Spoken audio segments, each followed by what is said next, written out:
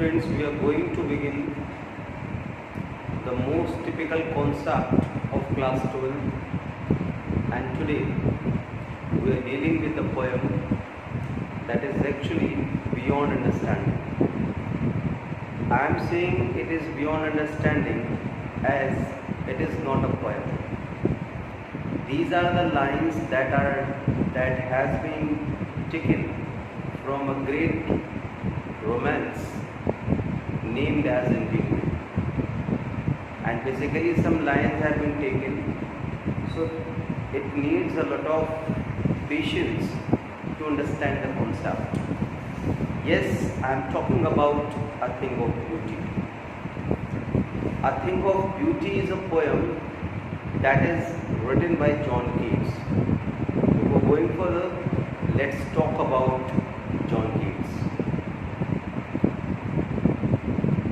A person who lived only for 26 years approx, exactly 25 years and 6 months.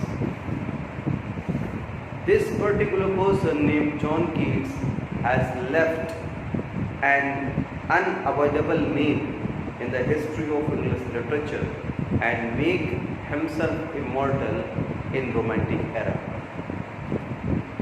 Romantic age in English literature begins from 1798 and it continues up to 1833.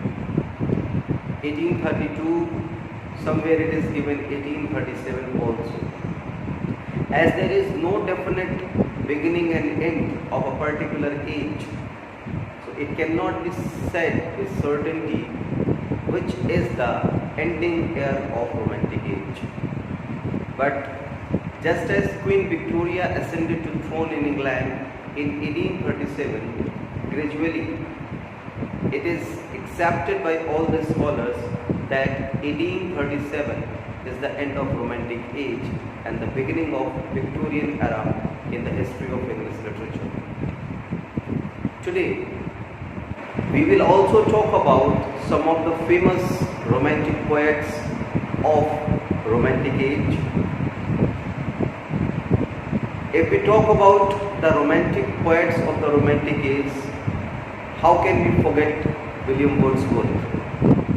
William Wordsworth is known as the high priest of nature, and it is only Wordsworth that we have molded our shape, mold ourselves from science, from reason, from fiction to the real thing of poetry, that is art. Before Romantic age, there was the age of Restoration period, and in that period, in the Neoclassical age, poetry was written by mind.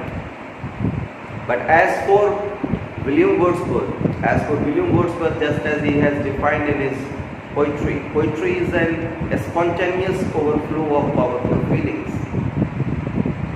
It means a natural occurrence of thought that produced from the heart of a person. It means that poetry should be as natural as a rain, as natural as a fresh air. It should not have any reason, it should not have any logic, it should not have any other scientific proveness in it. So Wordsworth, S.T. Coleridge and Robert Southey, these three are known as the elder romantic poets. And if I talk about the younger romantic poets, then Keats, Shelley and Lord Byron is known as the younger romantic poets.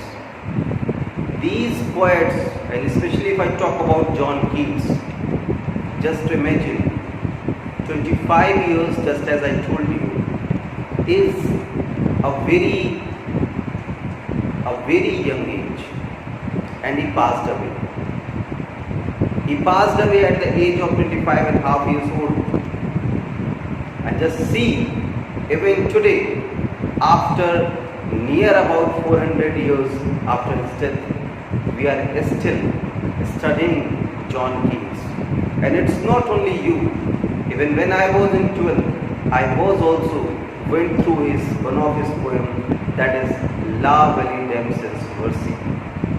This poem was prescribed in UP Board syllabus and one of the best creation of John Keats. In the poem also Keats talked about beauty. And the poem that we are going to discuss today, in the same poem also, Keats is talking about beauty. So basically Keats is known as a poet of sensuousness. Now what is sensuousness? Sensuousness means something that appeals to our sense. And Keats is known for his sensuousness. The way in which he has written down the things on paper, it looks like things are visible, things are walking, and we can even feel the things. It looks like that we are watching a movie. The poem, if you will go through very seriously, La Valley Damsel's Mercy, you will feel that a knight is going through a snowy forest and he met a certain lady, and that lady, after lulling a lot, betrayed him, and he found himself in miserable condition at the end of the poem. So thus a very live, vivid picture will be in front of your eyes. And this is the beauty of John Keats. And here too in this poem, a thing of beauty. Keats is talking about beauty. Now, what is beauty? What is beauty? The question arises, what is beauty? Yes, of course, it is a very good saying also. Beauty lies in the eyes of a beholder. Whatever pleases you is a beauty. Whatever attracts your mind is beauty. Whatever gives peace, quietness, satisfaction to your mind is beauty. And this is what he has mentioned in the poem, and he is directly addressing to nature. Keats is saying a thing of beauty is joy forever. We are going to begin the poem. Keats is saying a thing of beauty is joy forever. Its loveliness increases and it will never pass into nothingness. If you will try to feel the charm of beauty, you can never be satisfied with the beauty. I am giving you a very simple example. Have you ever witnessed the true love of your mother? This true love of your mother is the biggest example of beauty.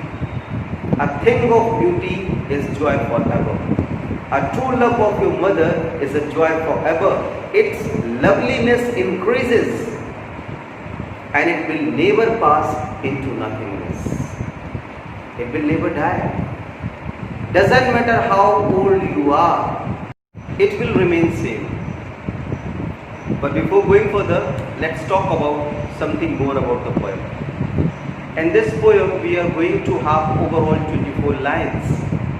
And these 24 lines are having the rhyming scheme AA, BB, CC, DD, EE, FF, GG, HH. Overall, we can say it is AABB rhyming scheme. Okay? And this is just a song that is sung by him for the moon goddess, that is Cynthia in India. Now, coming back to the lines, I was saying that a thing of beauty is the joy forever, and its loveliness increases, it will never pass into nothingness. It will never die, I would say. But will keep a bower quiet for us, and a sleep full of sweet dreams and health and quiet breathing. What does a thing of beauty provide us? For the poet, it is nature, and I am just trying to teach you all through the beauty of your mother's love. Just try to understand.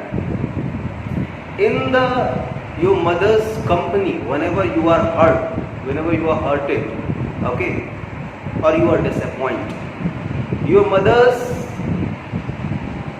love is just like a power for you all. You will feel relief in the embrace of your mother. When she embraced you, you will feel comfort. So it is just like a power.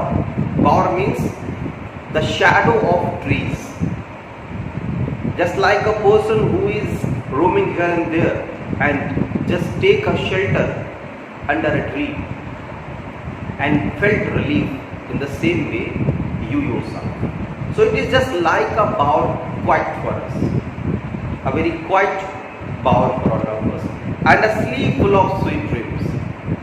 A thing of beauty is just like a sleep which is full of sweet dreams, just like you enjoy sweet dreams in your sound sleep.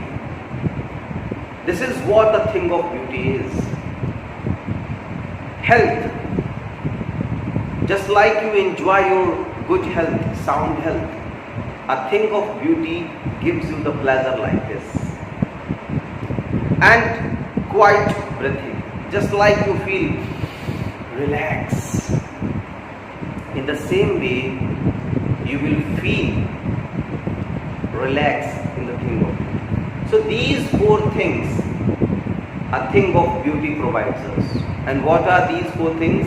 It is just like a power quiet for us, just like a sleep full of sound, sweet dreams, just like good health, and fourth, just like quiet breathing. So therefore, on every morrow are we wreathing a flowery band to wind us to the earth. And that is why we are correlating all of us to this earth.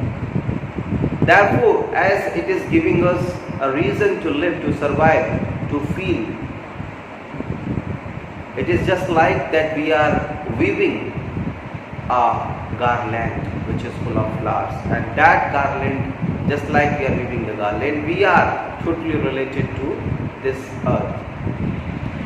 Spite of despondence, of the inhuman dirt, of noble nature, of the gloomy days, of all the unhealthy and over-darkened ways made for our searching. Yes, in spite of all, some shape of beauty moves away the pall from our dark spirits. It's true that on earth there is a lot of trouble.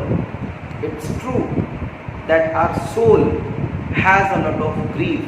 It's true on this whole earth there is no one who is happy. And it is also true that this earth is no less than a hell. But even of all these things, a thing of beauty is just like that it removes the pall from our dark spirits. It moves away.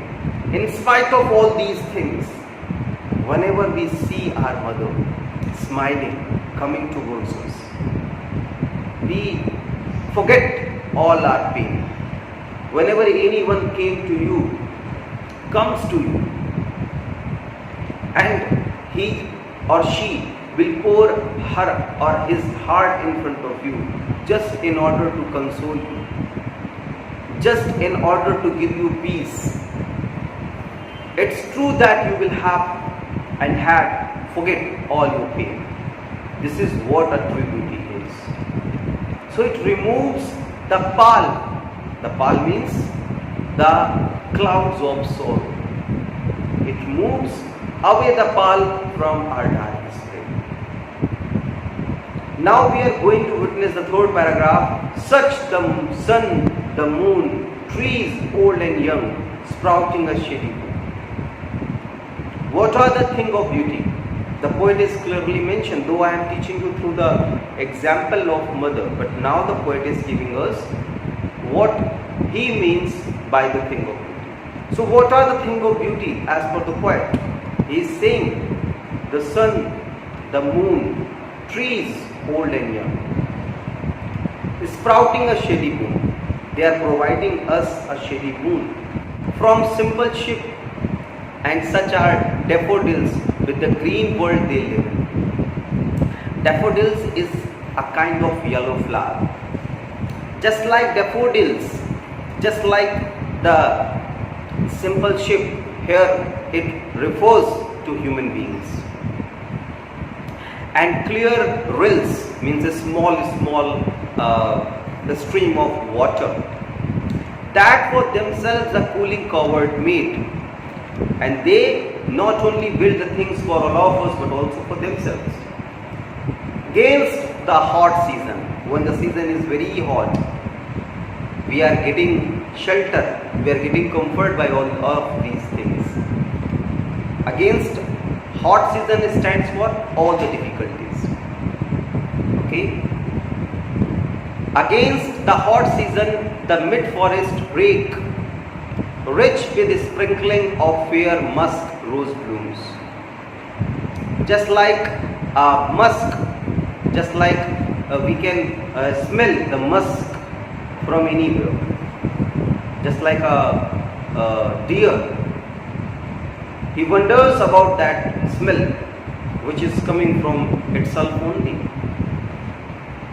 So just as similarly the rose, the fair musk rose blooms, and such too is the grandeur of the dooms. At the final day, there is also a thing of beauty. We have imagined the mighty dead. Now just try to understand. There is beauty in the death also. How? Just try to make your death a memorable death. Whenever we are celebrating Deus, we are celebrating the death day as Jayanti.